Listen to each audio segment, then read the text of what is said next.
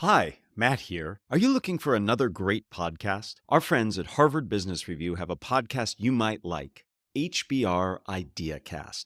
Every Tuesday, they bring you the world's best business and leadership experts to help you manage up, manage a business, and manage yourself. I had a fantastic time being a guest on IdeaCast. We had fun discussing specific skills for spontaneous speaking, like making small talk and giving feedback, and how to manage speaking anxiety. I always learn so much from IdeaCast, and I know you will too.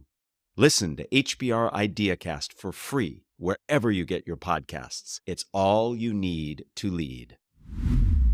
One of the most challenging communication situations we confront is conflict and disagreement. I'm Matt Abrahams, and I teach strategic communication at Stanford Graduate School of Business. Welcome to Think Fast, Talk Smart, the podcast. Today, I'm excited to chat with Julia Minson. Julia is an associate professor of public policy at the Harvard Kennedy School and a graduate of the Stanford Psychology program with her PhD. Her work focuses on decision-making, conflict negotiations, and the psychology of disagreement. She explores how people engage with opinions, judgments, and decisions that are different from their own and investigates the psychological biases that hinder maximizing the benefits of collaboration. Welcome, Julia. I look forward to our conversation. Thanks, Matt. I'm really excited to be here. All right, let's get started. So I'm curious, how did you get into the work you do? I believe you looked at decision-making to begin. I was always really interested in collaboration and teamwork. In fact, since my undergraduate days, I wanted to understand how people work together, specifically how they make decisions together, how they navigate disagreement and when people have different opinions. And one of the things that I find particularly interesting about disagreement is that people believe it to be a good thing. Disagreement is good because it brings different points of view to the table. It gets people engaged. It gives you the ability to correct errors or have more creative decisions. And yet at the same time, it's very, very clear that people don't like it. And it often then leads to conflict and negative emotions. These two sides of the coin, this idea that on one hand, it's good for you. On the other hand, people avoid it like the plague, is kind of got me thinking about, well, what can we do to disagree better? And what have you found? What are some things that we can do to disagree better? I personally am very conflict averse, and I try to avoid conflict as best I can. What are things we can do to be better at disagreeing and to help us achieve some of the goals we have? You being conflict averse, I think makes you just a person, right? Everybody's conflict averse. Conflict is no fun. Nobody likes it. But there is sort of a really important wrinkle there, which is disagreement and conflict are not actually the same thing. One of the reasons we struggle with disagreement is because we equate it with conflict.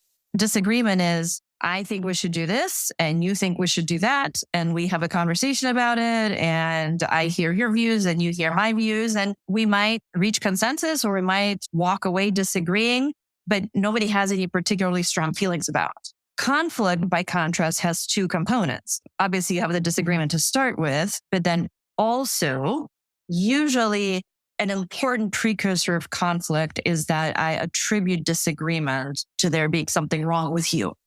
So it's not just that we disagree because you know things that I don't know, or because we've had different experiences, or because we've looked at different data. It's because you're not smart enough to get it, or you are somehow biased or have some kind of selfish or nefarious motive that's preventing you from getting it. And so the way we go from disagreement to conflict is by making negative attributions about the source of the disagreement and basically blaming the other person and saying, something is screwed up about them. And then once I go down that path in my mind, of course, that brings out the negative emotions that we commonly associate with conflict. And so you get into what people then call a conflict spiral, where the more I feel these things about you and the more I express them, the more you feel those things about me. So I think the pre-answer to your question of what to do about it is, first of all, to recognize the difference between those two things and think about, well, okay, if disagreement is good and conflict is at the very least unpleasant, how do we stay in the domain of disagreement before it becomes conflict? I really appreciate that distinction. And I think many of us, myself included, conflate the two. So let's tease it apart. When it comes to disagreeing better and trying to leverage the benefits of disagreement, what are some things we can do to disagree better? I find myself often invoking persuasive techniques, trying to persuade people to my point of view, and I'm not sure that's the best thing to do. We actually did a series of studies a couple years ago where we asked people who disagree on a variety of things, looked at people who disagree about all manner of topics. What are their goals in talking to somebody they disagree with? It turned out that people offer a mix of two things.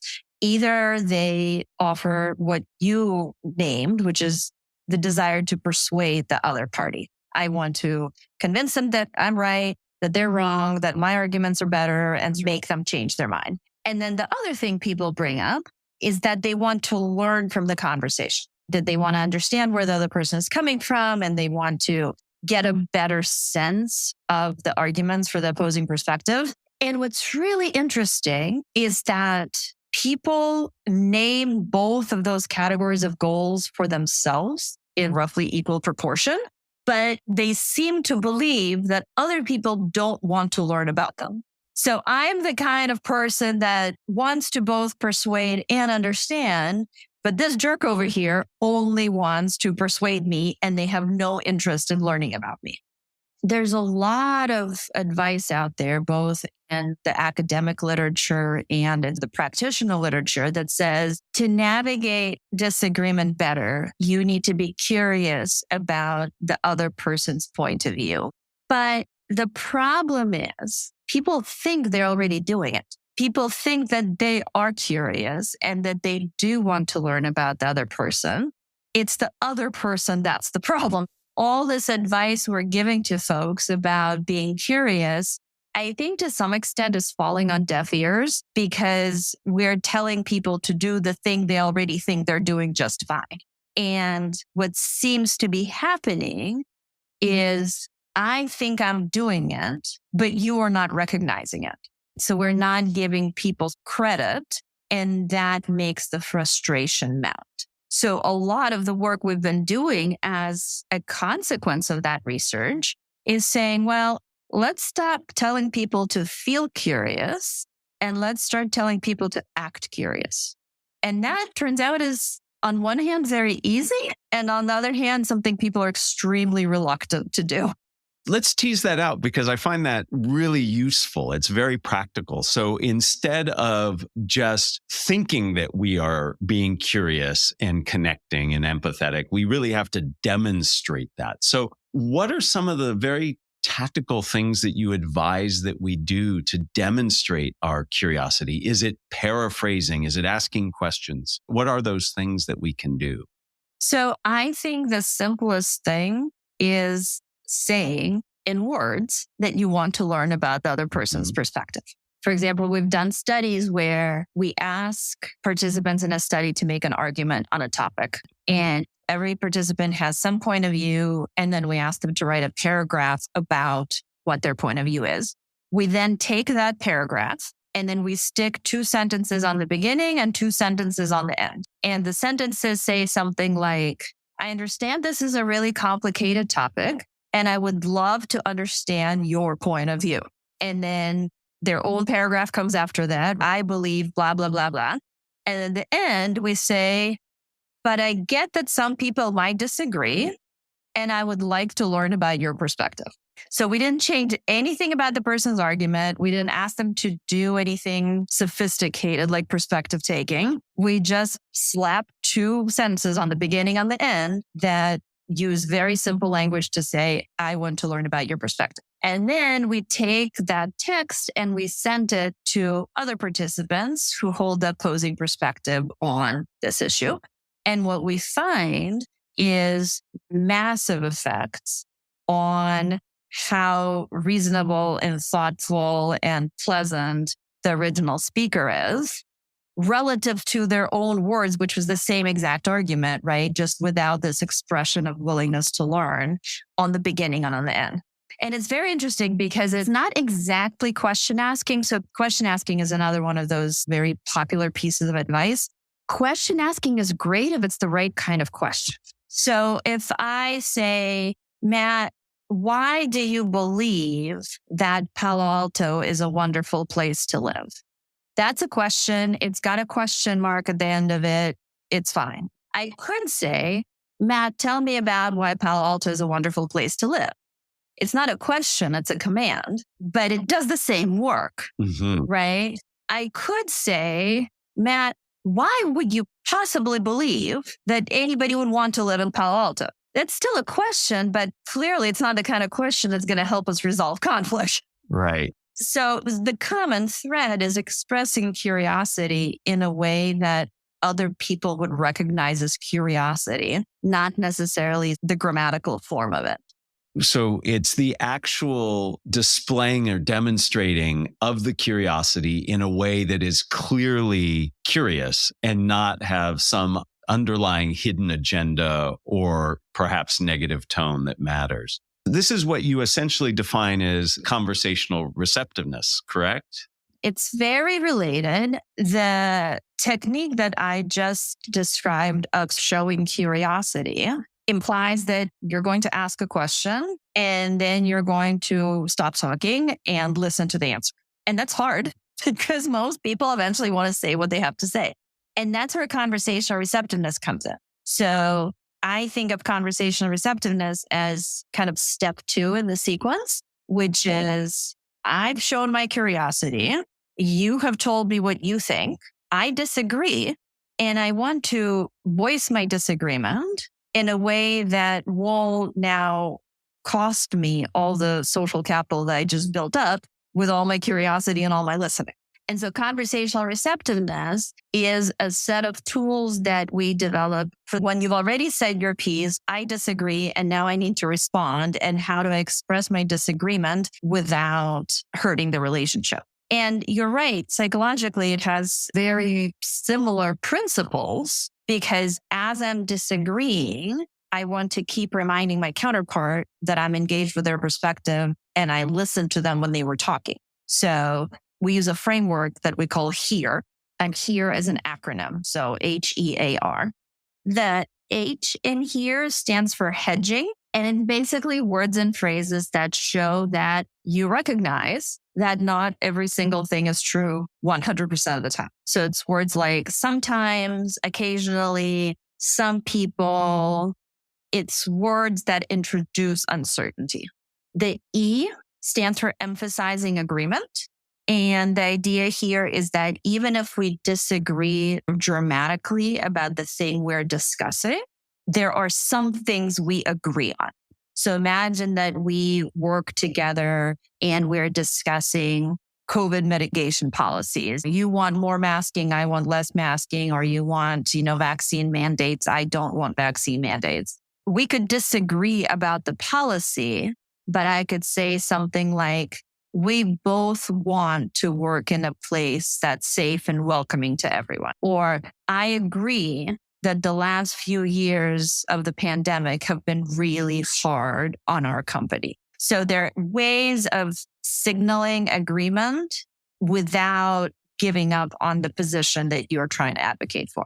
The A for acknowledgement is using your own words to show that you have heard the other person. And this is very related to paraphrasing. It's, I understand that it's important to you that blah, blah, blah. Or you said X, Y, Z. Or I hear that something, something. And I like to make a little bit of a disclaimer around the A because there's a lot of training that you hear about where people say, well, you're supposed to say, I hear you. And there's a good way to do it and there's a bad way to do it. The bad way is to say, I hear you, and then you move on to making your own point. The good way is that you have to demonstrate what you heard. So I hear that it's really important to you that you have the flexibility of working from home or working from the office on days that fit your family needs. So to say what it is you heard, not just assert it, but actually demonstrate it. And then the R in here stands for reframing to the positive. And essentially what it means is avoiding contradictions and negations and using positively valenced words instead. So instead of saying, I completely disagree that blah, blah, blah, you could say, well, I think blah, blah, blah. You can make the same exact point in the positive frame instead of the negative frame. And so it just elevates the tone of the discussion a little bit so it doesn't spiral into negativity as quickly. So HEAR. I love a good acronym, and I love an acronym that's well explained. So thank you. I very much heard your definition of here, and I really like how it keeps us open. It keeps us focused on the issue, not the person. And in many ways, this is all about an invitation to continue the dialogue in a way that is civil and respectful of the other person, while at the same time making it clear that you don't necessarily agree with the person. And I find this really valuable. I would like to switch back to this notion of conflict. You did an excellent job of distinguishing between disagreement and conflict. I would love to get some very practical bits of advice for you when we are in conflict, when there is emotion and there is connection, and we do have strong feelings about the other person or people that we are talking about that might not be favorable or helpful. What can we do to help manage the conflict that we might find ourselves in? In the end, some conflict happens to everyone. Conflict happens the most when you really care. You care about the person, you care about the outcome. And so the people that we're closest with are the ones that get the worst of it. And I think there's a series of choices to be made. The first choice is, do I even want to get involved in this? Do I actually need to talk to this person? Do I need to resolve this conflict? Does it matter in some grand sense what they think of me? So there are many instances where I think it's really advisable to walk away. And that being said, I think you can still walk away gracefully. You don't have to slam the door. You can say, look, I understand we disagree about this, but I'd rather not talk about it anymore. I think when you do decide to engage, people dramatically underplan their conflict, which sounds like a crazy thing to say. But if you're going to have a difficult conversation with somebody you know you strongly disagree with, it makes sense to do it as a controlled manner as possible. So well rested, well fed, in person are minimal requirements.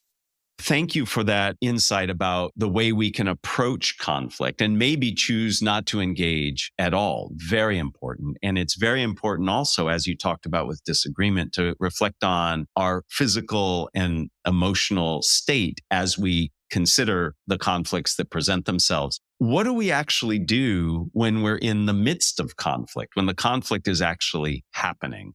So this is where we circle back to where we started the conversation. Once you're in that conversation, you think about, how can I express my curiosity and how can I show that I really want to learn about the other person? Then when it's my turn to talk back, how can I use conversational receptiveness in my responses? And the entire time, the question you should be asking yourself is, why would a smart, reasonable, sensible person hold the opinions that my counterpart does? In other words, questioning your own attributions for the disagreement and trying to pull out little nuggets from what your counterpart is saying that would help you understand why their point of view is sensible for them. And so I think those three things really help people come out and then having better relationship than when they started with the conversation. I really, really appreciate the last bit of advice to think about, why would the person hold this point of view? I think that's really powerful because that takes you away from that intense moment and gets you thinking more broadly. So you've given us advice on things to do in approaching conflict, but also what we can do in the midst of conflict to get to a place of equilibrium and balance without doing too much damage. Before we end, I'd like to ask you 3 questions, one of which is just for you, and then the others are common among all of our guests. Are you up for that? Let's do it. So I want to get a little more insight into you personally. As somebody who studies conflict and disagreement, I can imagine there's a lot of pressure on you when you are in the midst of conflict and disagreement. How do you handle that extra pressure? I think the extra pressure doesn't come from studying conflict and disagreement. I think it just comes from having a busy career. As I mentioned, I'm married. I have 3 daughters. I also have my 94-year-old grandmother living with us. So it is just a very busy household. And so that comes with lots of conflict, as you might imagine. And I think the thing that makes me chuckle and also often gives me pause is when my kids or my husband throw my own research back at me and say, Mom, you are not being very receptive right now. And I hear that on a pretty regular basis because I think doing these things is hard, and doing them again when you're tired and when you're stressed and when there's lots of people all talking at you at the same time, nobody's perfect at it. What I try hard to do is when they call me on it to revert back to the things that I preach to others, which is say, oh, yeah, I'm not listening, am I? I'm going to stop talking now and I'm going to try to do the thing that I teach other people to do. I can so relate. My kids will often say, Dad, that wasn't very clear. And yet I teach people to be clear. So I get it. And I appreciate the stresses that brings. Let me ask question number 2. Who is a communicator that you admire and why? So I'm sure I'm not the first of your guests to nominate this particular person, but my top choice is Michelle Obama. I think that she has an amazing way of communicating very complex ideas in a way that is just so accessible, so that her ideas aren't just simple enough for everybody to understand, but they retain their complexity and they're memorable. I am a big fan of Michelle Obama as well for the reasons that you mentioned. And I totally agree. She has a way of making things accessible without making it feel like it's dumbed down. Our final question: what are the first 3 ingredients that go into a successful communication recipe? I would say curiosity is one. Respect for the amount of bandwidth your audience does or doesn't have. Can they follow the complex curly cues of your brain, or are they just sort of too tired to do that right now?